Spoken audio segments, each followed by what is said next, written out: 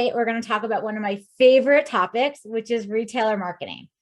So I like to talk about this, both the in-store piece of selling your product in the store itself, and then also online, so on the retailer site. So this is not necessarily if you're a brand that also has a direct to consumer on your website. This is also on the retailer site. So you have no control over it, frankly, since it's on their page. And so we're going to talk a lot about that today. And then if anyone has questions, like I said, let me let people in. Feel free to ask them as we go, or at the end, I'm going to do a Q&A. All right. So while you're here, so you might be feeling like this, where you're not having your product move off shelf, or you want it at a higher velocity to get going. You might have a hard time having people find your product in the store. If your product is in like a wonky place, or it may not be in the ideal situation where people may want it somewhere else, there are just different ways that you in a retail store have to communicate, where you are, and you're not there to do that. And then if you are a brand where you're working with merchants or brokers, they might be asking you for support of your product. They might be saying, give me marketing, get people in my store, get the foot traffic, grow my category, all these things. So it's important to know how you can work with this retailer when your product is on shelf. So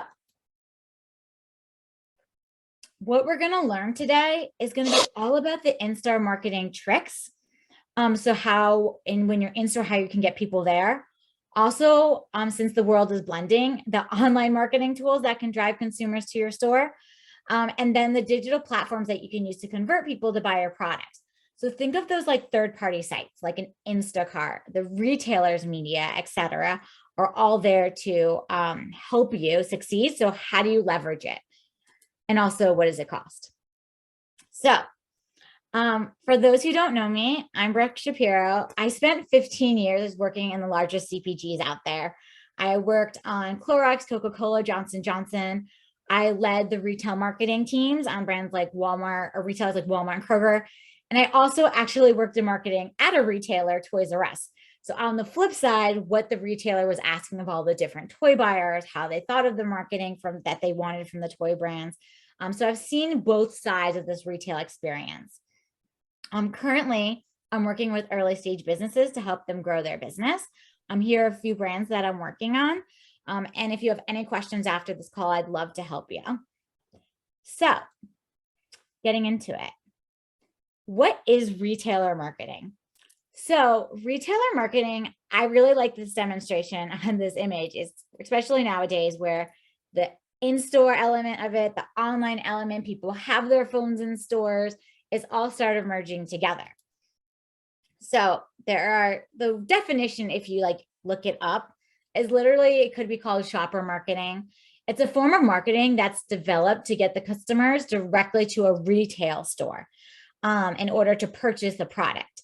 So it's all about where you're selling your product in that retailer. With COVID, the pressures and the parallel of e-commerce growth has really kind of started to blend.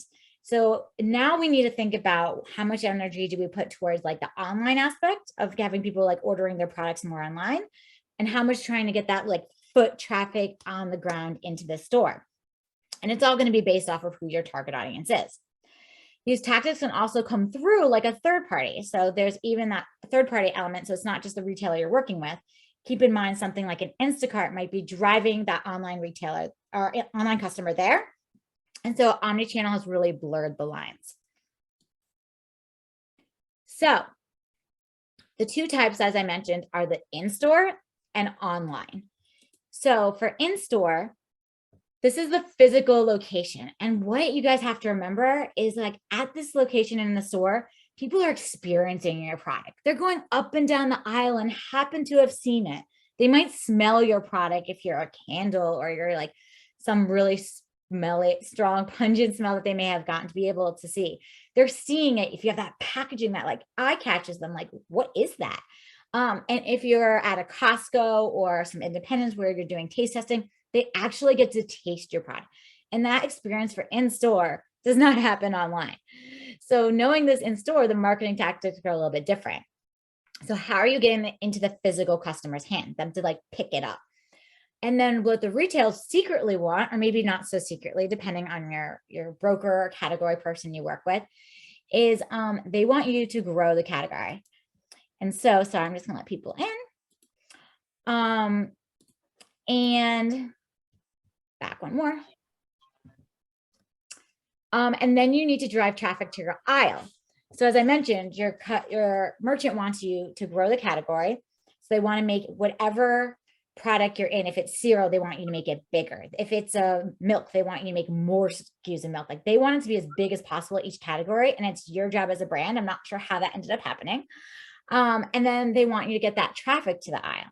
So yes, they have the location, but it's your job to get people there. They're not doing the marketing really for you, maybe a promotion, but they're really hoping that you can get them in there. And then for online, the customers are discovering your product based on the retailer's algorithms. So you really have no control because it's all this like black box of a retailer's algorithm if they're going to show up. Are you categorized the right place on their page? Do they have you in the right section? If you're searching things about your product, are you showing up? Are you also showing up on like an Instacart and the retailer's website? And how do you show up right across both? And don't forget, there's no walking up and down an aisle like in a store. So online, you're literally dependent on the search and navigation bars as the aisles. So how do you make sure if someone starts searching cans, if you're a can product, your can is showing up, right? It's no longer they happen to see you as they walk by. It's no feeling, touching, smelling. It's literally which button are you showing up for, and being chosen by the retailer, working with the retailer to show up for the algorithm and having the right words for your product. But what's great about online, if you're trying to break through to in-store, is all the retailers right now want to have lots of online products. Remember, they want to grow categories. They want to make things bigger.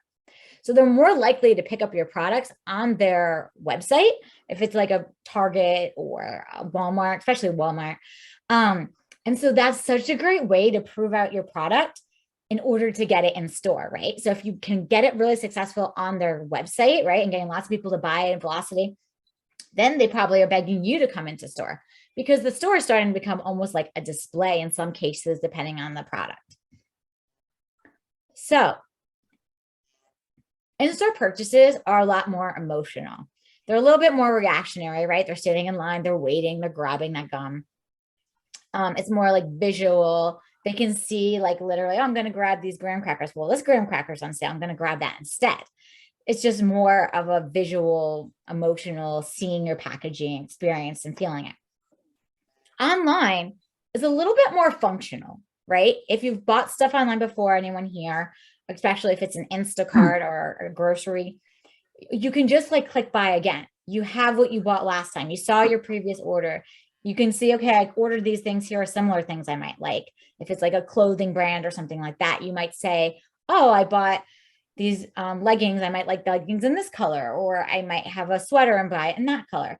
So it's more of like a functional, your history right then and there. You can easily compare. So even on the pages, which we'll talk about, it has the products compared.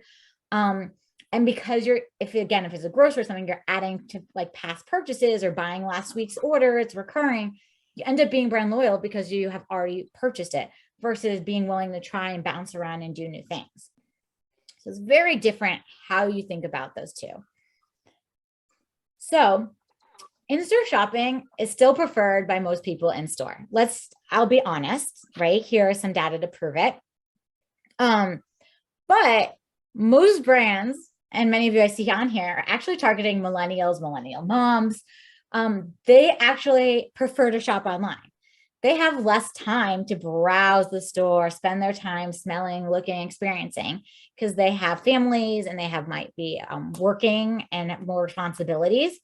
Versus if your targets are Gen Z or Gen X or boomers, they have a lot more time to be shopping on shelves, to be going in the store, walking the aisles, smelling things. And so you have more time with them.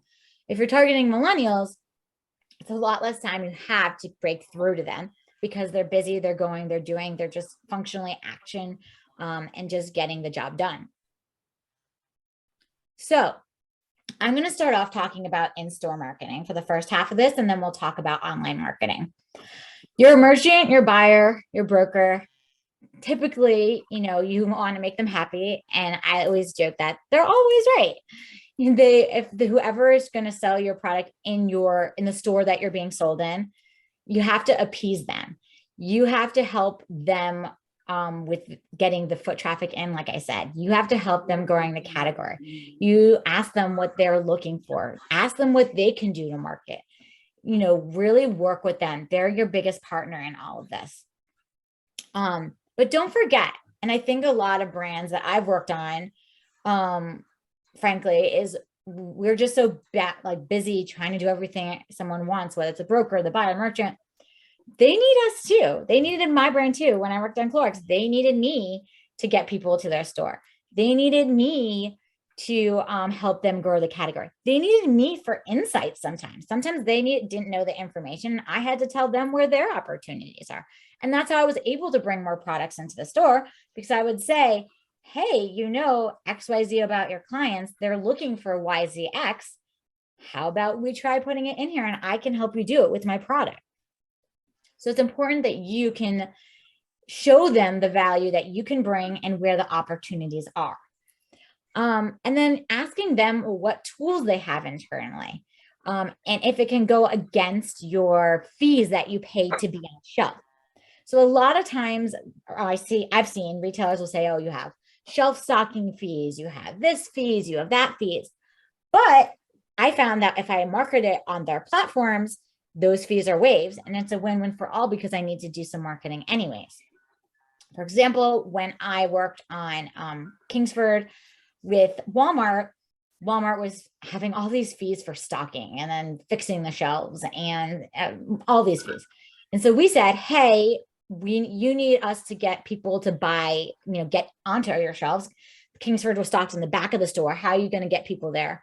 Well, we need to use your marketing, Walmart Connect. And if we do that, oh, wow, how about that? Seems to be the same exact fee that you're going to charge me to have someone put the product out. Can we just make this, call it a day, and you're getting, the benefits of the media and you're getting us to pay you? And they would waive the fee. It worked. It was great. It worked a lot of the time, most of the time, actually. And some retailers nowadays, again, as you grow and you'll see, have requirements for actually spending on their retailer media. So it's for you to negotiate how that looks and what that goes towards. So there are 5 ways that people pick your product, is how I always look at it on shelf. The first is going to be packaging. The second is going to be the aisle signage. The third is going to be coupon apps. So these we'll talk about are only for if you have a low cost item. If you have something like a premium brand, you do not want to be on these coupon apps, because the people who use these coupon apps are looking for discounts and deals and lowest pricing. And so they're not going to be your best customers. They might be a short-term hit, but they're not going to be someone long-term you want to have buying your product. There's geo-targeting. So knowing where someone is and if they're going to that store anyways, giving them a message to try your product while there. And then the retail media, which we'll talk about in length a bit more. So packaging, you are not going to be there to explain about your product or the benefits of your product. All someone has is to look at either if you're a clothing item or a product, they might see the tag and know a little bit about you. That's all you have is your information. If you are consumable goods, they have your actual product. So you need to make sure that they can find your tag, they can find you, and that you stand out. Each color in packaging in your branding, if you've worked on your branding already, has a different element to it that people think about when they think of a brand. So red is like danger, you want attention, it's excitement, things like that. Orange might be success and friendliness. Blue is that sense of security. Black is luxury, it's dominance, it's power, it's protection, it's mysterious. Those are the things that people feel. Sorry, I'm just going to take people on mute really quick, because I'm getting some feedback from people, which can't be fun for anyone. Okay, I think everyone's muted now. Sorry about that. And then another color that, is like white, it's safety, it's clean, it's, faithfulness, it's goodness. So each of these colors are what consumers are going to take away when they see your product. So think about when you're doing any of your packaging, that is your billboard. That is literally how people are seeing you when you're on shelf.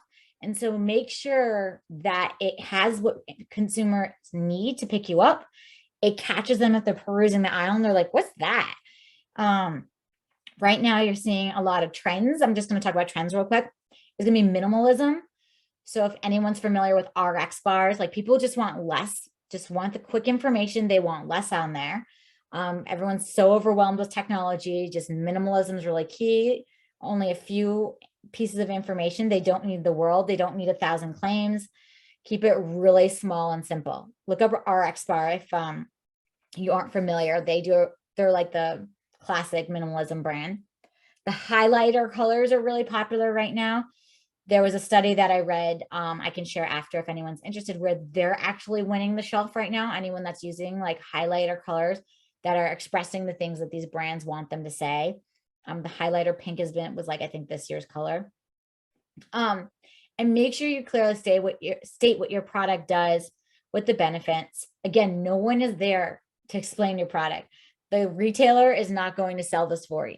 So your packaging has to be eye-catching, show what it is, give the consumer the feeling you want them to feel. If it's like green and healthy, that really has to stand out. And then aisle. So if you're in a certain like small store or independent stores, it's a little harder because there's less signage.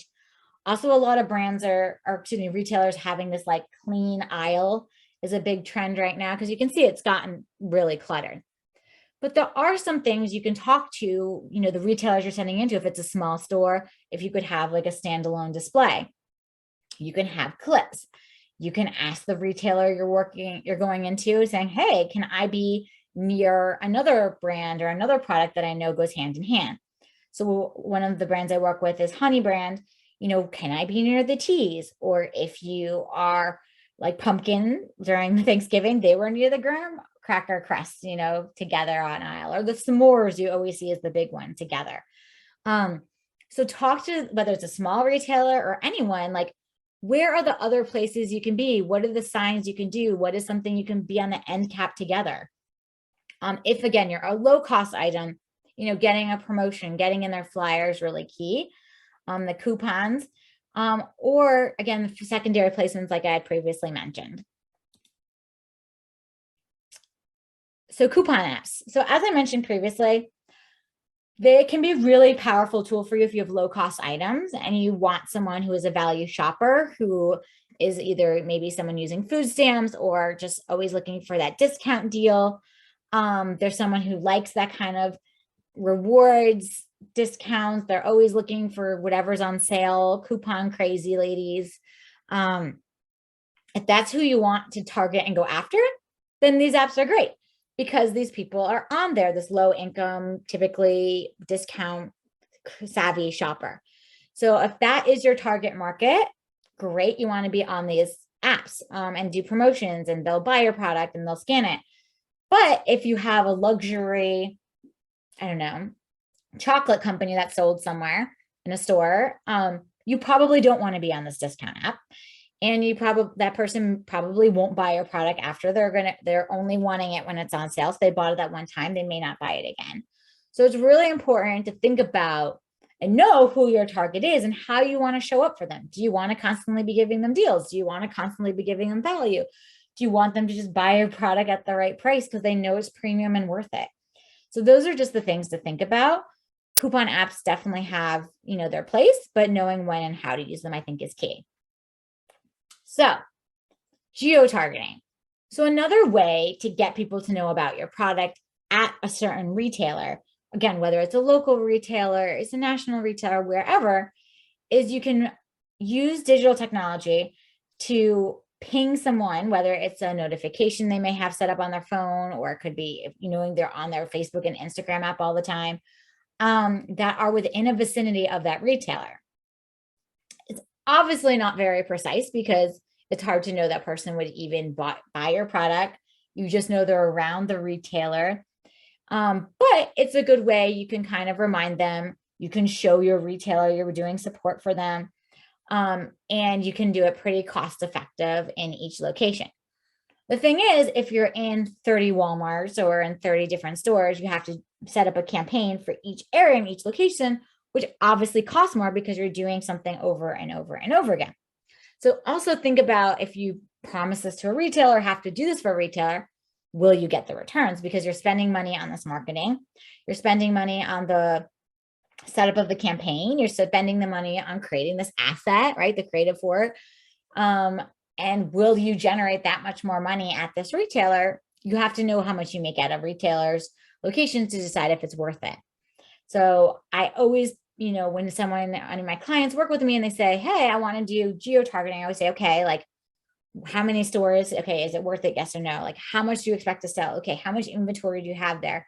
Just to make sure when you do geo-targeting, you have the right asset and everything is set up and worth it.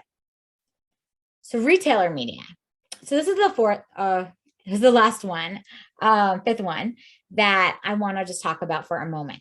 If you are in a big box store, like the Target, which is Roundel, if you're in a Kroger, if you're in Walmart, even some smaller retailer brands like clothing store brands may be able to help you during Zara or anything like that. They have all of their clients' information, even a small retailer, right? People are giving them their phone number. They're giving those retailers their email address. Their retailers have all this information at their fingertips that you can ask them access for. They might say no. They might say they don't know who has the information, but at some point there is someone there who has it, and you can see how you can get to it. It might be spending money with their media teams or doing a sponsorship with that direct retailer you're working with, right? That's selling your product, but somewhere you can get that information. And that's likely more precise information than you're having access to, right? Because they know what else that person is buying. If they buy a kid's toy, are they buying the kid's book as well? Are they buying this product and they always buy sour cream with this packaged goods, or the onion dip, or whatever it could be, right? Like certain items typically go together, and they know who's buying those other items. And so retailers have a lot of information, especially online now. And especially now, don't forget, there's Instacart and Amazon who also have information they can share with you too, that you can use potentially as proxies. So they know customers' home address. They know what else is in the basket. They know how often it's being purchased. They know how much they spend. Are they considered a high-end shopper? Or this person always looking for discounts and they're a low-end shopper? They know when it was exactly purchased. If you are Kingsford, right? We knew product was being purchased every Thursday for football and all the weekend long.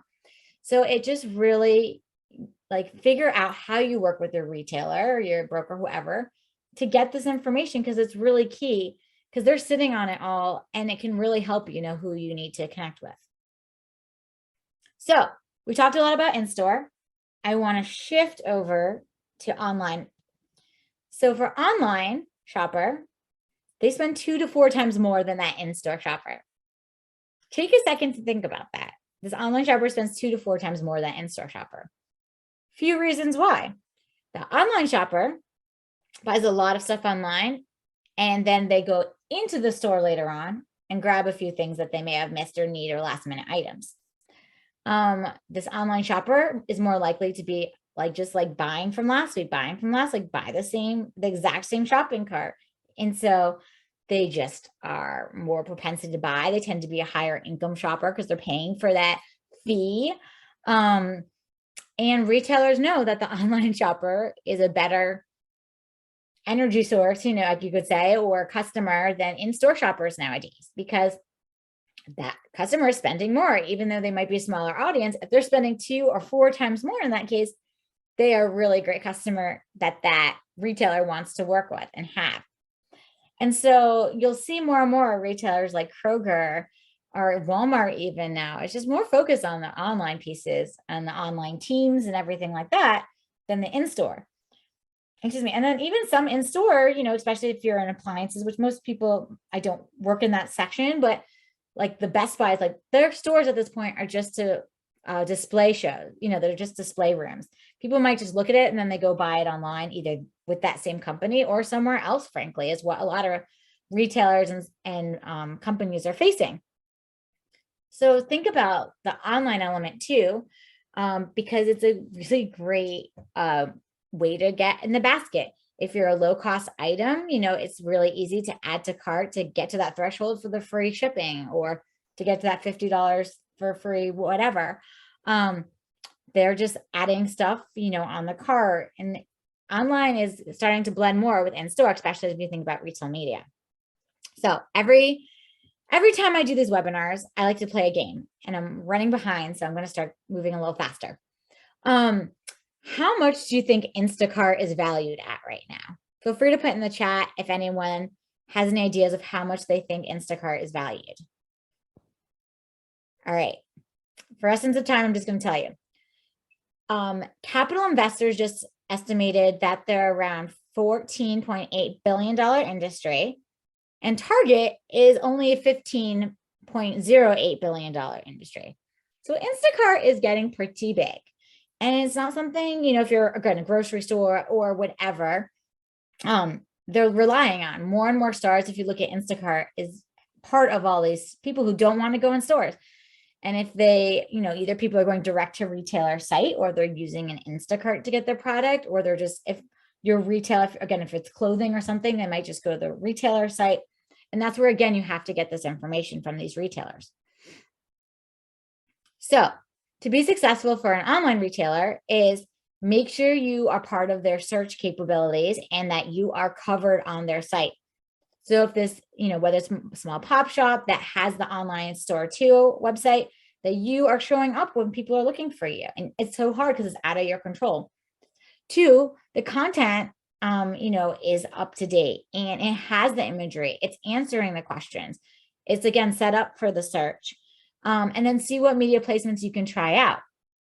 Again, unlike in store, you have a lot more flexibility with online. It says like, hey, add the bundle, right? We talked about the secondary placement in a store. Online, it can just be like, and also add this. And thinking about, and we'll talk about it a bit more. I'm not going to give away the next few slides. So search. Fun fact is the percentage of people, if they think about a product they want to like learn about, whether it's you heard about a bamboo toilet brand, a toilet paper brand, or something. I just talked to a bamboo diaper brand.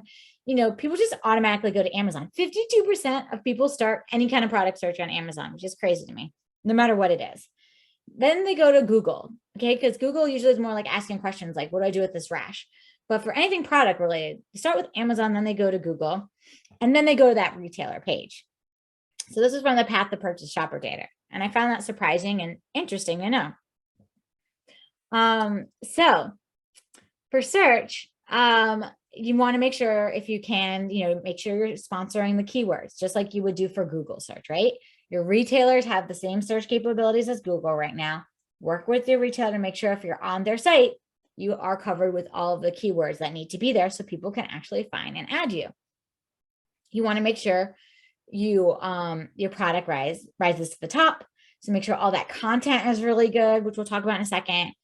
You can sponsor different words, in certain ways. So yes, it can be your product showing up, but here's an example from Smarty Pants, where if you put the word gummies, they literally had a video play and they had this whole advertising banner. So that way you're like, oh, I'd rather have my kids have a Smarty Pants gummy than a high fructose corn syrup gummy.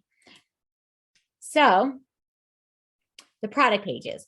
This could be a whole other seminar, and for time, I'm not going to go into too much detail that goes into these product pages. But again, whether you're on, I think this might have been a Lowe's example I used that I created, actually, this product page. But, you need to make sure you have video up there so people can see your product. Remember, we said they can't physically touch it. They can't smell it. They can only kind of see it, picture of it. So make sure that picture is clear. Is it like the 360 of it so they can see all sides of it if it's different information, or just showing your packaging on all different sides? Is it, do you have questions answered? Like here for Clorox, it was all about like, does it kill COVID-19? What surfaces do I need to clean? Like having those images that might answer questions. Again, we talked about the keywords and making sure in your description, those keywords are going to be matching what the retailer is going to pull up. Ensure your product is categorized in the right place. I can't tell you how many times you might have put your product up on these retailer sites something happens on the back end, and if a consumer actually tries to search for you on their website, they never actually get there. So make sure and double check that all of your pages are actually showing up on the retailer sites as they promised. And again, some small independent retailers may not have any online like product pages, but a lot surprisingly do. And so there's something to be said there if people are going to their website to look for things. And the comparison information. So down here, like I said, at a store, right at the shelf, people can literally see boop, boop, boop, boop, boop. Here, you have this comparisons that people are going to see online and just look across them. And then online, of course, most retailers require you to have reviews, right? Depending, again, higher end product, if it's a clothing item, something, reviews really matter. People are looking towards those reviews. If your product is a little bit confusing, again, like a Clorox was, you might need a Q&A. How do I use this product? Is it gluten-free? Is it dairy-free? Some things that people may ask. Q&As are important on these retailer pages. So media placements. So this is actually my background, my bread and butter. I worked at media agencies for a number of years. So this is the ads that you think about that a customer would have. So here's an example for Instacart. I'm sorry, it's a little blurry. But you can see Instacart, this is buying at Costco. So Instacart, obviously where the shopper buys you this product at Costco. You can see here that they have different bundles. So, okay, your bundles for your kids. Oh, here's everything on sales. Oh, here's all the great gifts. So you need to make sure that depending on your product, you want to be in these bundles. And there's no reason that, again, you can't, if you're working with Instacart doing these kind of advertisings, you're working, and Instacart's an easy way to get shopper data if anyone ever needs it. And your retailer isn't giving it to you. But these third parties can, again, do this advertising for you, and you can get some data, and you can be in different places, kind of like that secondary placement on shelf.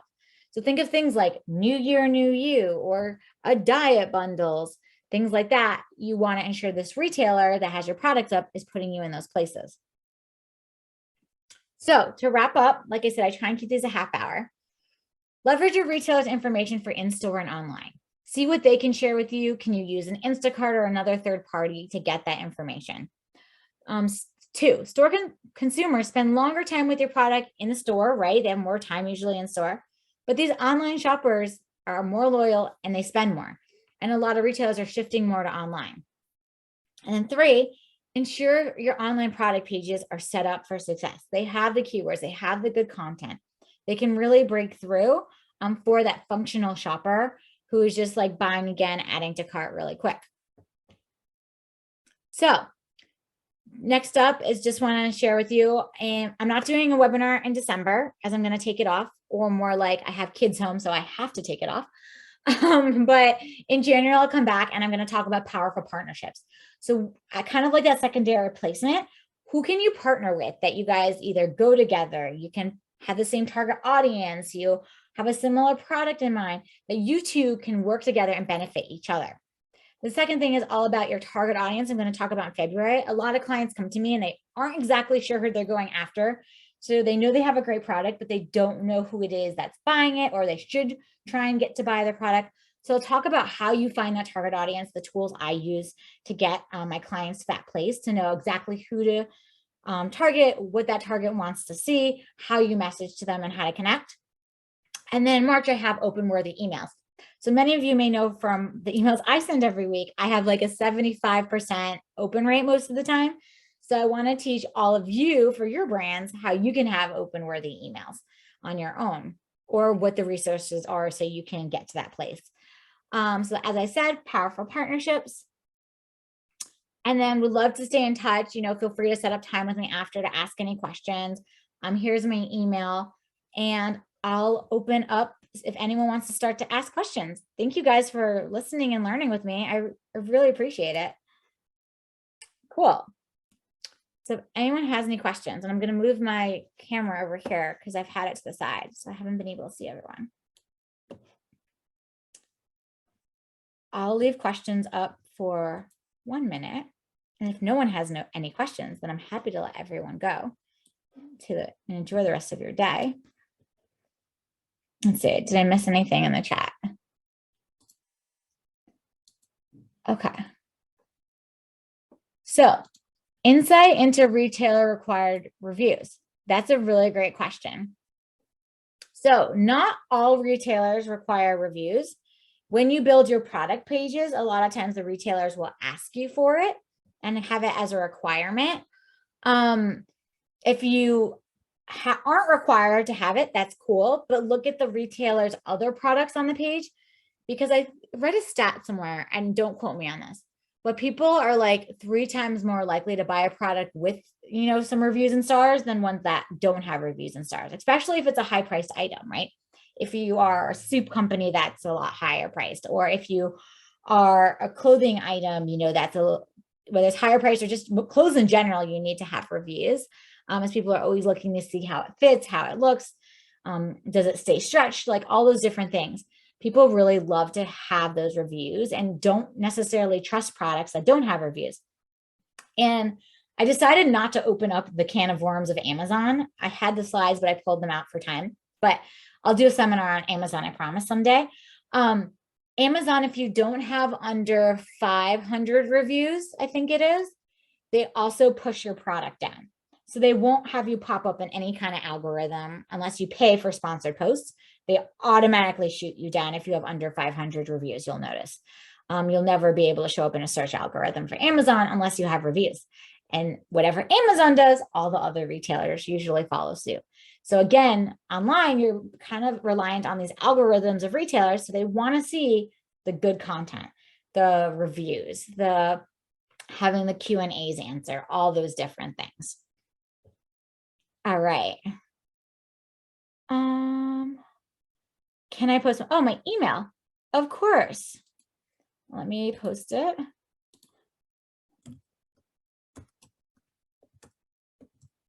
Feel free to email me any questions. Any thoughts on why in-store shoppers aren't as loyal as online shoppers? That's a really great question. So I think in-store shoppers, and some probably are, like I'm obviously making generalizations. I think in-store shoppers, because they can literally see all the like tags of this is on sale, that's on sale, right? It's not, they can just start like grabbing other things because this like giant aisle of products is in front of them, right? When you are buying online, you're literally clicking that one product page, right? You're only seeing that product you're looking at. When you scroll down, you'll start seeing other products and other things. But if at that moment you're just clicking on that one product, you're still not getting the noise of all the other products that are on the shelf right there, right? So you're more likely in store to start picking, doing this and like putting this product, putting the next, right? It's touching, you're feeling, you might smell, you might see. Versus digital, each time you're just, one there. And frankly, I'm a big Instacart user because I'm a millennial and I have zero time. With 2 little kids, I just buy like I was saying, you buy last week's shopping list, right? I don't have to go up and down the store and start to grab something new. I'm literally, okay, that was the brand that I got last week. Sure. Same items. Like I don't even look at it. You can set it on repeat. Just keep buying every week's groceries. So I have become loyal to like Honey graham crackers, I think, because it's just on my list every week. I'm not even thinking about another brand because I just did the same exact item as last time. And it shows me what I bought last week. So I'm just going, yep, right? Versus even having a chance to see something else like I would if I were walking on the shelf. Cool. So Aisle for firsthand data as a more premium brand. Okay. So I have not honestly used Aisle myself. I have used Shopkick. I've used Ibotta. And what I found again is, who are the people who are using an Ibotta or Shopkick? Okay, that person is someone who's looking for discount. The person who's looking for deals. The person's looking for rewards. That's who's using it, right? So if I had like when I worked on Coca-Cola, that was great, right? I'm cool if you want to buy us a value. But if I have a more expensive item, do I want that person who's always looking for a discount, who's always looking for a deal, who's always looking for that reward? Like they probably are only buying me because I'm in that app for the award. They're probably only buying me because I was like on that sale. Will they actually buy me again? I had a hard time sometimes with products that were more premium to get that same person to buy again. Did it get my product off the shelf? Yes. Again, not all the products. I've had, products that didn't work on Ibotta. I worked in the wound care category, which did not work for Ibotta at all, but it could get you that short, velocity one time off the shelf. Great. Get another order. We're cool. We're rolling, but it's a long-term branding thing, getting that loyal customer. It may not be what you want. So yeah. Okay. So you want to rewatch and replay this seminar. I will send the recording of this video afterwards to everyone who signed up. So people who didn't make it. So you can definitely rewatch it. If you want to see my slides, I'm happy to share those too. I can put that in the follow-up email for you. Whatever I can do to help businesses thrive is what I love to do. Groupon. Okay. I did not open up the Groupon can of worms, honestly. Again, it depends on your product. You can share this with your team, this webinar, no problem at all. I'll send you the video. So Groupon, sorry to answer your question. Amelia, just want to make sure, and you can feel free to go off mute to say your name properly. Yes, you're right. It's Amalia? Yes, correct. Okay, awesome. Yes. So Groupon, I think, is great depending on your product. So what is your product, Amalia?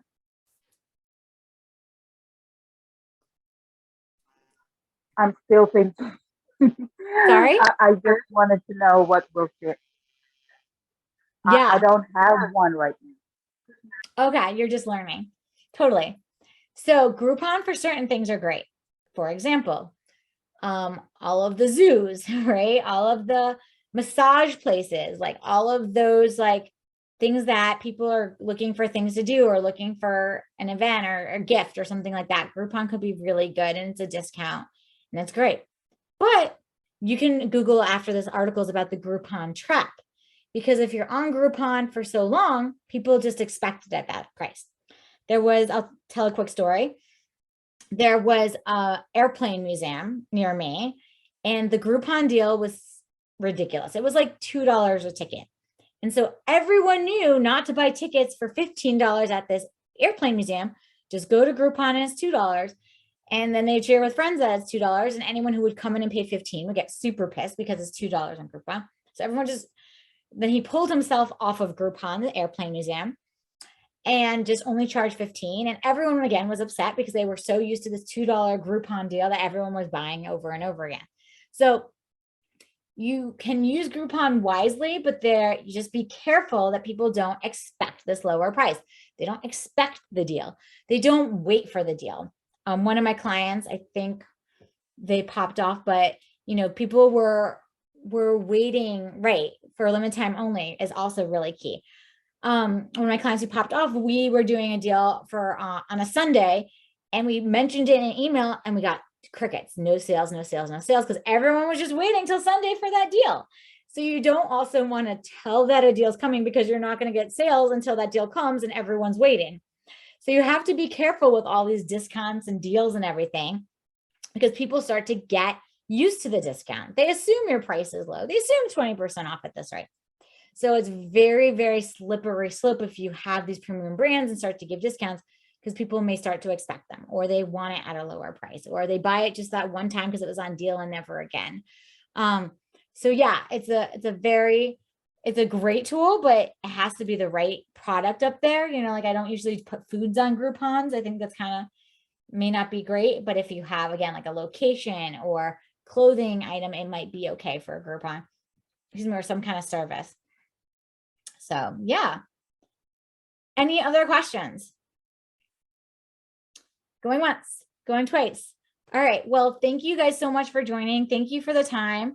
In the next hour or so, I'll send out the recording of this seminar and some slides and any other incremental information. Feel free to reach out with any questions, as I'd love to help you and your business grow. And I'll see you in January for my partnerships webinar. Have a good one. Thanks. Bye.